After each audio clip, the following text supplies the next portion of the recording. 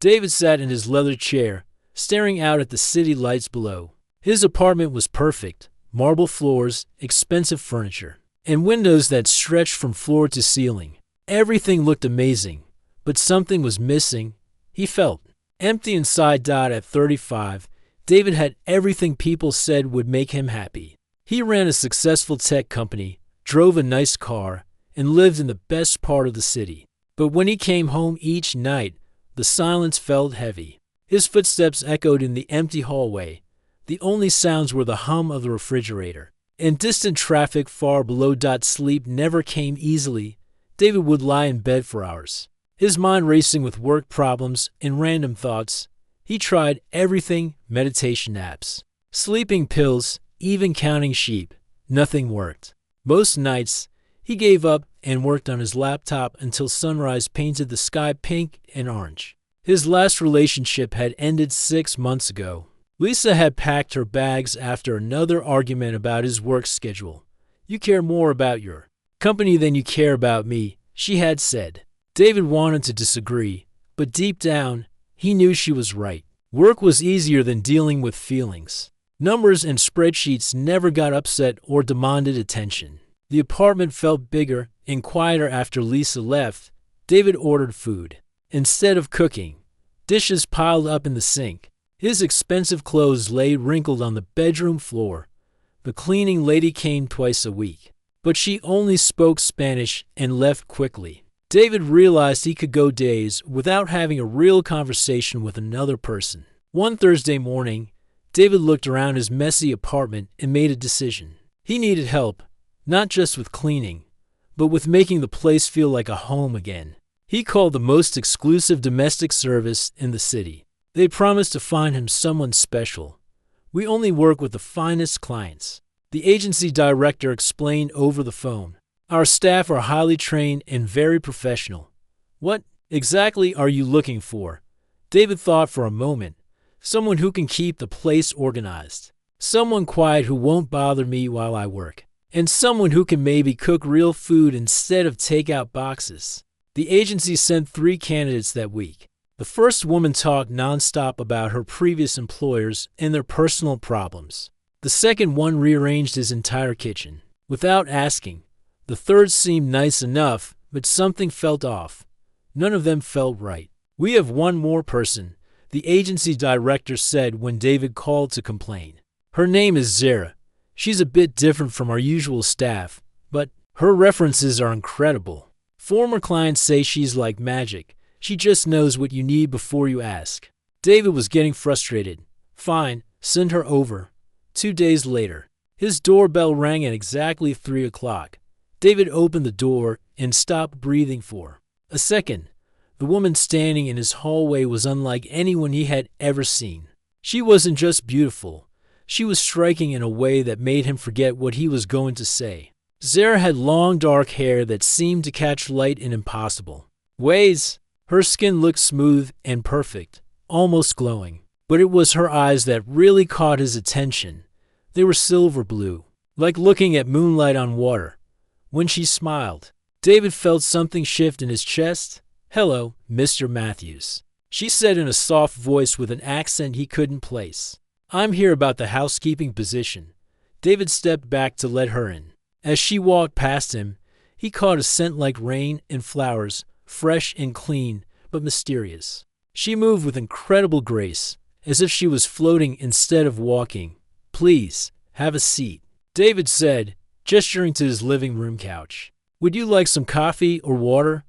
"Water would be nice, thank you." When David returned from the kitchen, Zara was standing by his windows, looking out at the city. The afternoon sun hit her in a way that made her seem almost transparent for a moment. David blinked, and she looked normal again. "Beautiful view," she said, turning to face him. "You must love watching the sunrise from here." David handed her a glass of water. "Actually, I'm usually working at sunrise. I don't sleep much." Something flickered in Zara's eyes. Was it concern? Insomnia can be very difficult. It affects everything in your life. "Yeah, well, I manage." David sat down, across from her. "So tell me about your experience for the next hour." Zara answered all his questions perfectly. She had worked for wealthy families, executives, and even some celebrities whose names she couldn't share. Her references were glowing. She could cook, clean, organize, and even handle basic scheduling if needed. "Why do you want this job?" David asked. "You seem overqualified for housekeeping." Zara was quiet for a moment, choosing her words carefully. "I enjoy taking care of people. There's something satisfying about creating peace and order in someone's life. Some people need that more than others." She looked directly at him when she said it, and David felt like she could see right through him. It should have made him uncomfortable, but instead, he felt understood. "When can you start?" he heard himself asking. "Tomorrow, if you like." Zara stood up, moving with that same impossible grace. "I'll need a room, and I prefer to shop for groceries myself. I have very specific standards for ingredients." David nodded, though he wasn't sure why he was agreeing so quickly. Usually, he thought about decisions for days, but something about Zara made him want to say yes to whatever she asked after she left. David sat in his quiet apartment feeling different. The silence didn't feel as heavy. For the first time in months, he was actually looking forward to coming home tomorrow. That night, David fell asleep faster than he had in weeks.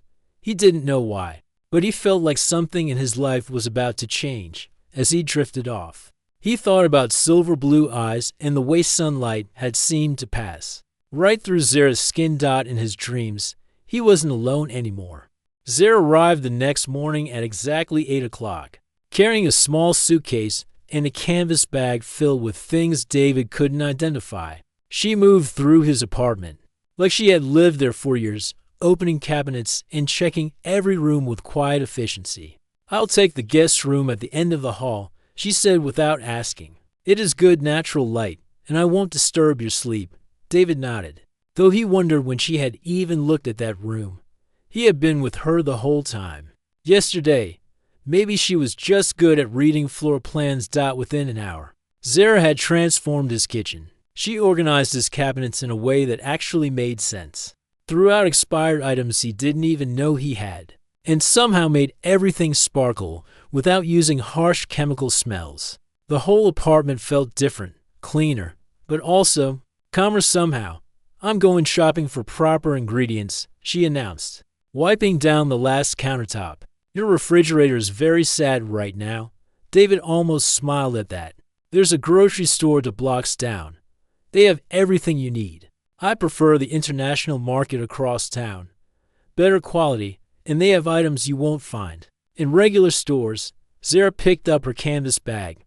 "I'll be back in a few hours." After she left, David tried to work from his home office, but he kept getting distracted. The apartment felt different with Zara in it. The air seemed lighter, and even the sounds from the street below seemed softer. He caught himself listening for her footsteps in the hallway. When Zara returned that afternoon, she was carrying bags filled with vegetables David had never seen before, spices that smelled like distant places, and grains that looked almost silver. In the light, she unpacked everything with careful attention, arranging items like they were precious treasures. "What's for dinner?"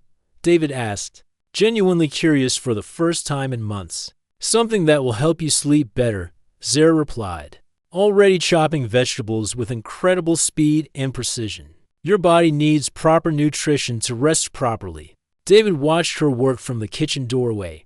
Her movements were so smooth they almost looked like dancing. She never seemed to look at what her hands were doing, yet every cut was perfect, every measurement exact. It was like watching an artist create a masterpiece. The smell that filled the apartment was incredible. David couldn't identify all the ingredients, but they blended together into something warm and comforting. It reminded him of being a child, when his grandmother would cook Sunday dinners that made the whole house feel safe. "How did you learn to cook like this?" David asked. Zara paused for just a moment before answering. "My family taught me. Where I come from, cooking is about more than just food. It's about caring for people, understanding what their bodies need to heal."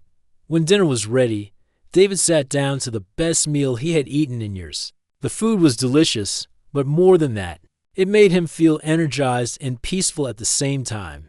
His usual restless energy seemed to settle, and for the first time all day, his mind stopped racing. "This is amazing," he said between bites.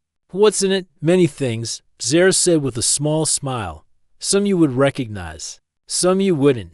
The important thing is how it makes you feel."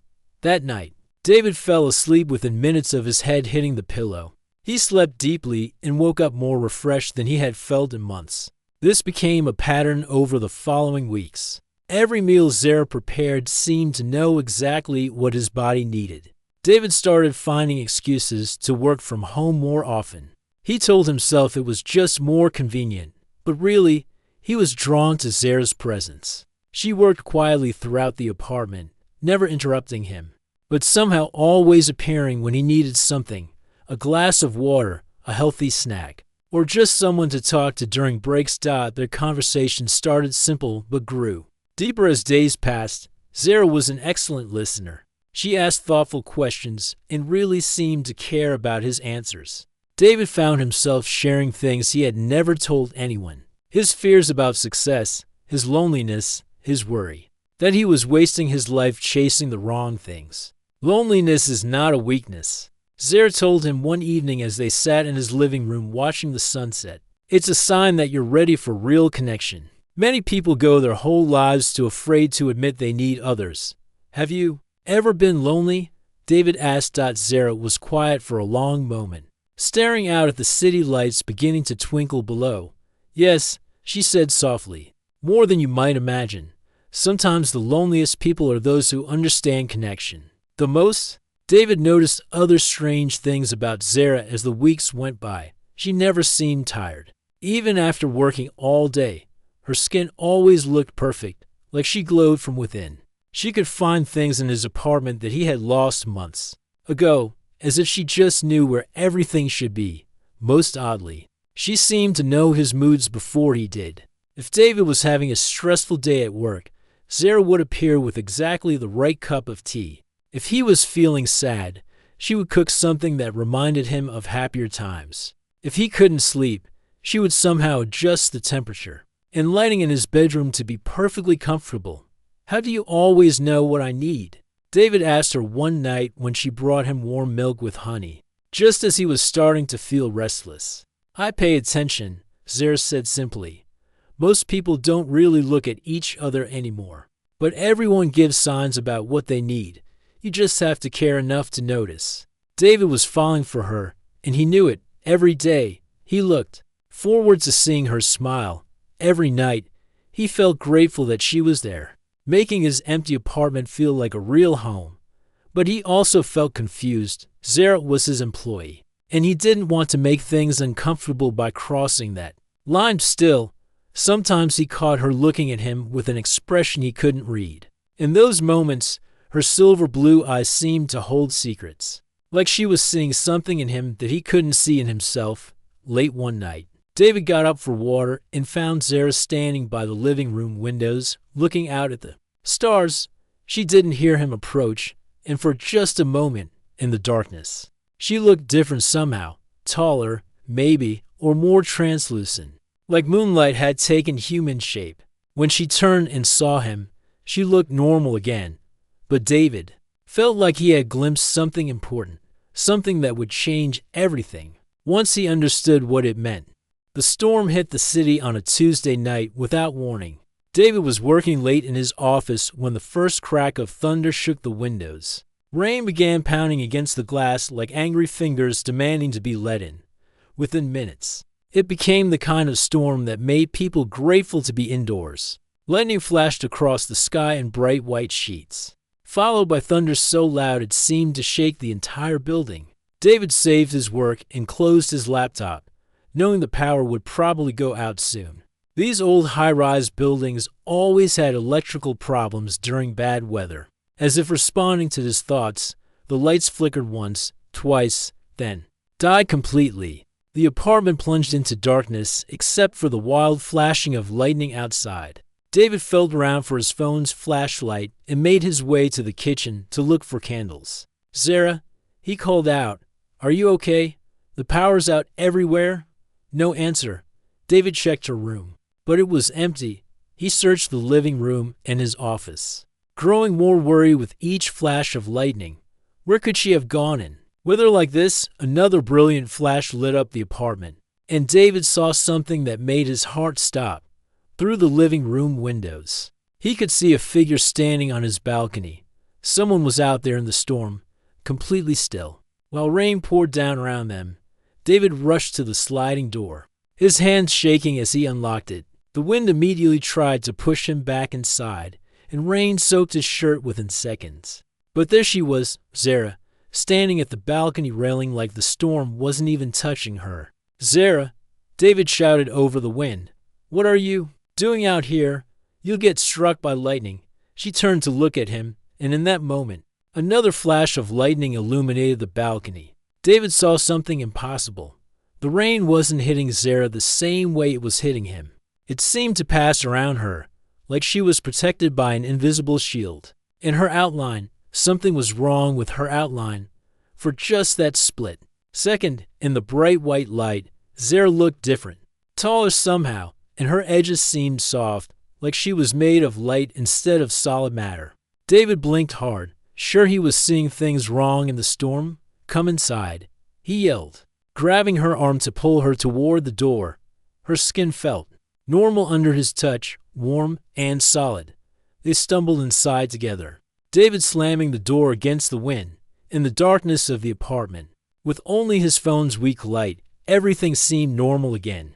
"Zara, what were you thinking?" David demanded, his heart still racing. "That storm could have killed you." She stood quietly for a moment, water dripping from her hair onto the marble floor. But David noticed something strange. She wasn't soaked, like he was. Her clothes were damp, but not the way someone should be after standing in a downpour. "I needed some air," she said softly. "Storms don't frighten me the way they frighten most people." "Most people?" David stared at her in the dim light. "Zara, what did I see out there? For a second, you looked different." Zara was quiet for so long that David wondered if she had heard him. Lightning continued to flash outside, casting strange shadows across her face. When she finally spoke, her voice was barely above a whisper. "What do you think you saw?" "I don't know." David ran his hands through his wet hair, trying to make sense of what had happened. It was like the rain wasn't hitting you properly. In your shape, it was like looking at someone through water, all wavy and unclear. Zara walked to the couch and sat down slowly, even in the darkness. David could see her shoulders tense up. She looked like someone who had been carrying a heavy secret and was finally getting tired of the weight. "David," she said carefully, "what would you say if I told you that everything you think you know about me isn't exactly true?" David's mouth went dry. "What do you mean?" "I mean that I'm not entirely what I appear to be." Zara's voice was steady, but David could hear something underneath it, fear, maybe, or sadness. "I've been trying to figure out how to tell you, but there's no easy way to explain something like this." David felt his legs go weak. He sat down in the chair across from her, his mind racing through every strange thing he had noticed about Zara over the past weeks. The way she never seemed tired, how she always knew exactly what he needed, the strange ingredients she cooked with, the way she seemed to glow sometimes in certain light. "Tell me," he said quietly. Zara took a deep breath. "I'm not from here, David. Not from this city. Not from this country. Not even from this world." The words hung in the air between them like smoke. David stared at her, waiting for her to laugh and say it was a joke. But she didn't laugh. She just sat there, looking at him with those silver blue eyes that suddenly made perfect sense. "You're saying you're—" David couldn't even finish the sentence. "I'm saying I come from very far away. My people, we travel between worlds, helping others who are suffering from loneliness and pain. It's what we do. It's who we are. We can sense when someone needs healing, and we're drawn to help them." David felt like the room was spinning. "This isn't possible. People from other worlds don't exist. They certainly don't become housekeepers in downtown apartments, don't they?" Zara leaned forward slightly. "David, think about everything that's happened since I arrived. Your insomnia disappeared overnight. You've been eating better, sleeping better, feeling more peaceful than you have in years. You've told me things you've never told another person. Doesn't that seem a little too perfect to be normal? David opened his mouth to argue, then closed it. She was right. Everything about his life had improved dramatically since Zara arrived. But he had assumed it was just because he finally had someone who cared about his well-being. So what are you, exactly? He asked. My people call ourselves caretakers. We have abilities that help us understand what others need to heal emotionally. We can sense pain, loneliness, fear, and we know how to ease those feelings through care and connection. And you just happened to find me. Zara shook her head. It wasn't an accident. I've been studying humans for months, trying to understand why so many of you suffer from such deep loneliness. Despite living so close together, your emotional pain called to me from across the city. I had to come help you. David stood up and walked to the window, staring out at the storm. Lightning was still flashing, but the thunder seemed farther away now. His reflection looked back at him from the glass, a man who had just learned that everything he thought he knew about reality was wrong. This is crazy, he said finally. I know it sounds impossible, Zara said gently, but you saw something tonight that your mind can't explain any other way. Part of you already knows I'm telling the truth. David turned back to face her. In the dim light from his phone, she looked exactly like the woman he had grown to care about so deeply. But now he understood why she had always seemed slightly otherworldly. What happens now? He asked. That depends on you, Zara said. Now you know who I really am. The question is whether you can accept it. David didn't sleep that night. He lay in bed staring at the ceiling, his mind spinning with everything Zara had told him every few minutes. He would convince himself it was all some elaborate joke, or that he had imagined the whole thing. Then he would remember the way she had looked in the lightning, translucent and otherworldly, and his heart would start racing again. By morning, the storm had passed, leaving the city looking washed clean under bright sunlight. David found Zara in the kitchen making breakfast as if nothing had changed. She looked completely normal, solid, human, beautiful in that mysterious way that had first caught his attention.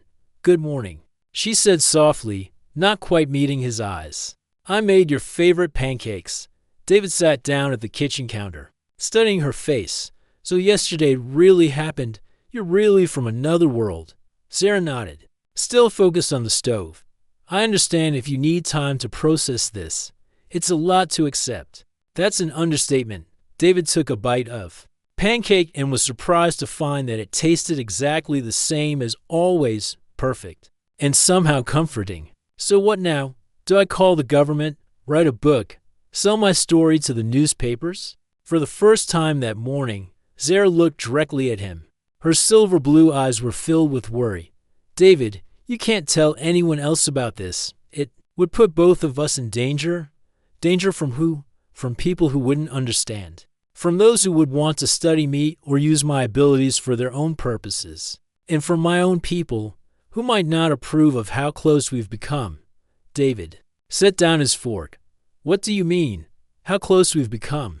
Zara turned off the stove and leaned against the counter, her hands gripping the edge. My kind. We're not supposed to form personal attachments when we're helping others. We're meant to heal and move on, like doctors treating patients. But with you, she paused, choosing her words carefully. With you, it became something more. David felt his heart skip. More how? I care about you, David. Not just as someone I was sent to help, but as someone I choose to be with. That's not supposed to happen. When caretakers bond emotionally with other beings, it changes us. We become connected in ways that are difficult to break. David stood up and walked around the counter to face her. Are you saying you have feelings for me? Zara's cheeks flushed slightly. I'm saying that somewhere along the way, taking care of you stopped being my job and became something I wanted to do because it made you happy. And making you happy started making me happy too. David reached out and gently touched her hand. Her skin felt warm and real under his fingers. Zara, I've been falling for you since the day we met. Learning that you're from another world doesn't change that. If anything, it explains why I felt such a strong connection to you so quickly. Zara looked down at their joined hands. But David, you don't understand what this means. My people will eventually call me back home. This was only supposed to be a temporary mission to study human loneliness. I was never meant to stay. How long do we have? I don't know. Maybe months. Maybe a year. But eventually, I'll have to choose between my life here with you and my responsibilities to my own kind. David felt like someone had punched him in the stomach. Just when he had found someone who understood him completely, who made him feel whole for the first time in his life. He might lose her to circumstances beyond their control. What if I came with you? He asked suddenly. Zara stared at him in surprise. David, you can't be serious. You'd be leaving behind everything you know. Your business, your life, your entire world. What life? David laughed, but there was no humor in it. Before you came, I was just existing. Working, sleeping badly, eating takeout, and feeling empty. Inside, you've shown me what it feels like to actually live. To connect with someone who truly sees me. Why would I want to go back to being lonely when I could be with you? Zara pulled her hand away and walked to the window. It's not that simple. Humans have never traveled to my world before. We don't even know if your body could survive the journey or adapt to our environment. But it might be possible. I don't know. Zara's voice was barely a whisper. I've never heard of anyone even trying. David joined her at the window, looking out at the city he had called home his entire life. The streets were filled with people. Hurrying to work, everyone focused on their own problems and goals. He had been one of those people just a few months ago, driven, successful, but ultimately alone. Zara, can I ask you something? Of course. When you first came here, was helping me just an assignment, or did you choose me specifically? Zara was quiet for a long moment. At first, it was an assignment. My people detected high levels of emotional distress coming from this area of the city. When I investigated, I found dozens of lonely people, but your pain was the strongest. It called to me in a way I had never experienced before. And now I realized that what I felt wasn't just professional duty. There was something about your specific kind of loneliness that matched something in me. We were both isolated, both yearning for real connection, but afraid to trust it when we found it. David turned to face her fully. So we understand each other. Yes, Zara said, finally meeting his eyes again, more than I ever thought possible. Then, let's figure this out together. David took both her hands in his. I don't care if you're from another planet or another dimension. I don't care if it's complicated or dangerous or unprecedented. I care about you, Zara. I want to be with you, wherever that leads us. Tears formed in Zara's eyes, the first time David had ever seen her cry. David, if we do this, if we really try to make this work, there's no going back. Once my people know about our connection, everything will change. Good. David said firmly, I'm tired of living a life that doesn't mean anything. With you, I feel like I have a purpose beyond just making money and staying busy. If that means taking the biggest risk of my life, then that's what I'll do. Zara reached up and touched his face gently. Are you sure? Really sure? David leaned into her touch, feeling more certain than he had ever felt about anything. Zara, before you came into my life, I was already lost. Now I've found something worth fighting for. I'd rather have an uncertain future with you than a predictable one without you. She smiled then, and David saw something shift in her expression. The worry and fear were replaced by determination and hope. Then we'll find a way, she said softly. Somehow, we'll make this work. As David held her close, looking out at the city below, he realized that his old life was already over. Whatever came next, whatever challenges they would face, he was ready to face them with the one person who had shown him what it meant to truly live. You don't have to sleep alone anymore, Zara whispered against his shoulder, echoing words she had said weeks earlier when his insomnia had first disappeared. This time, David understood that she wasn't just talking about sleep. She was promising him that no matter what happened, he would never have to face life alone again. 6 months had passed since that stormy night when everything changed. David's life had become something he never thought possible. His apartment, once a cold monument to his success, now felt like a real home filled with warmth and laughter. He woke up each morning next to Zara, feeling grateful for another day together. His work had improved dramatically too. With his emotional needs finally met, David found himself more creative, more focused, and surprisingly, more interested in helping his employees find better work-life balance. He had even started a mental health program at his company, though he couldn't exactly explain where his new insights about loneliness had come from. But their peaceful happiness was about to be tested.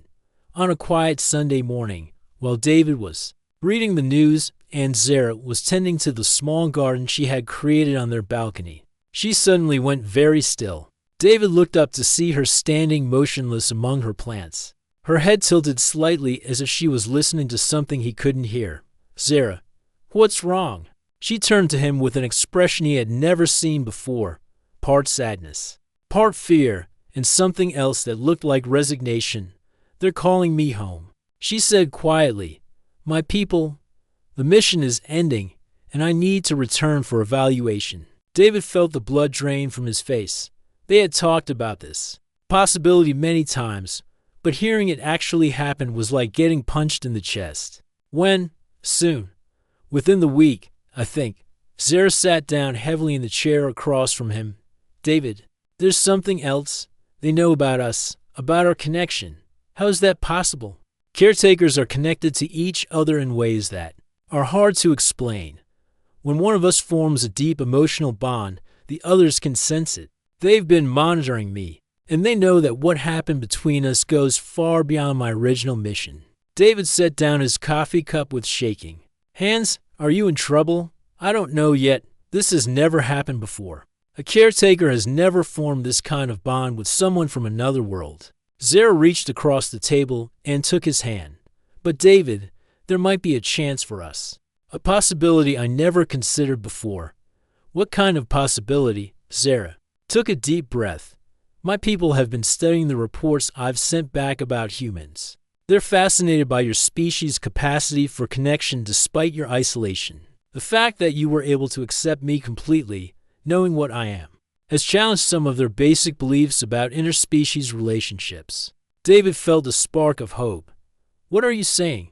"I'm saying that instead of seeing our bond as a mistake, some of my people are starting to see it as proof that humans might be ready for official contact. That maybe it's time to stop hiding and start building real relationships between our worlds." David stared at her. "Official contact? Like, with the whole planet?" "Not immediately. But they're considering starting small, with people like you, who have already proven they can handle the truth. David, they want to meet you. Meet me." David's voice came out as a squeak. "Actual aliens want to meet me, despite everything." Zara smiled at his reaction. "They prefer the term off-world beings. But yes, they want to understand how a human could adapt so completely to living with one of us. You've become something of a case study." David stood up and started pacing around their living room. "This is insane. I'm just a guy who runs a tech company. I'm not qualified to represent humanity to alien species." "You're not representing all of humanity," Zara said gently. "You're just representing yourself and the love we found together. That's all they want to understand." David stopped pacing and looked at her. "And if they approve of us, what then?" "Then I might be allowed to stay here permanently as an ambassador between our peoples and you." She paused, looking nervous. "You might be invited to visit my world, to see if the connection between species can work both ways." David felt his knees go weak. "Visit your world. Actually travel to another planet. Only if you want to, and only if they determine it's safe for humans." Zara stood up and walked over to him. "David, I need you to know that whatever happens, these past months with you have been the happiest of my life. You've taught me things about connection and love that I never knew were possible." David pulled her into his arms, holding her tight against him. "Zara, 6 months ago I was the loneliest person on this planet. Now you're telling me I might get to visit other planets with the woman I love. If someone had told me this story a year ago, I would have recommended therapy. And now I realize that the universe is much bigger and more wonderful than I ever imagined. And if there's a chance we can stay together, I'm willing to try anything. 3 days later, David found himself standing in his own living room, facing three beings who looked similar to Zara, but somehow more ethereal, more obviously not human. They communicated with Zara in a language that sounded like music, while David stood nervously to the side, wondering if he should offer them coffee. The conversation went on for what felt like hours. David couldn't understand the words, but he could see Zara becoming more animated and hopeful as they talked. Finally, she turned to him with tears of joy in her eyes. David, they've made a decision. They want to offer both of us a choice. What kind of choice? We can stay here on Earth together, with me serving as an official ambassador to your world. We would help prepare humanity for eventual open contact, starting with people who are ready to accept the truth about life beyond Earth. David felt his heart racing. And the other choice, we can come with them, and you can spend time on my world learning about our people and our way of life. If you adapt well, you could become the first human ambassador to our civilization. David looked back and forth between Zara and her people, trying to process what he was hearing. Either way, we stay together. Either way, we stay together, Zara confirmed. They've realized that our bond isn't a mistake. It's proof that real understanding between different species is possible. They want to study it, learn from it, and use it to build bridges between our worlds. David thought about his old life, the loneliness, the empty apartment, the sleepless nights staring out at the city lights. Then he looked at Zara, the woman who had transformed his entire world just by caring about him. I choose us, he said, firmly. Whichever option keeps us together and lets us help others find the same connection we found. Zara smiled and translated his words to her people. They responded with what sounded like approval, and David realized that his life was about to change in ways he couldn't even imagine. 6 months later, David stood in what had once been his apartment, now transformed into something that looked like a cross between a cozy home and a space-age embassy. He and Zara worked together, helping other lonely humans prepare for the reality of life beyond Earth, while also serving as proof that love could truly transcend any boundary. As he watched Zara help their latest visitor, a woman whose isolation reminded him of his own past, David realized that his story wasn't really about meeting an alien. It was about finding someone who saw him completely and chose to love him anyway. And now, they were helping others discover that none of us has to sleep alone anymore.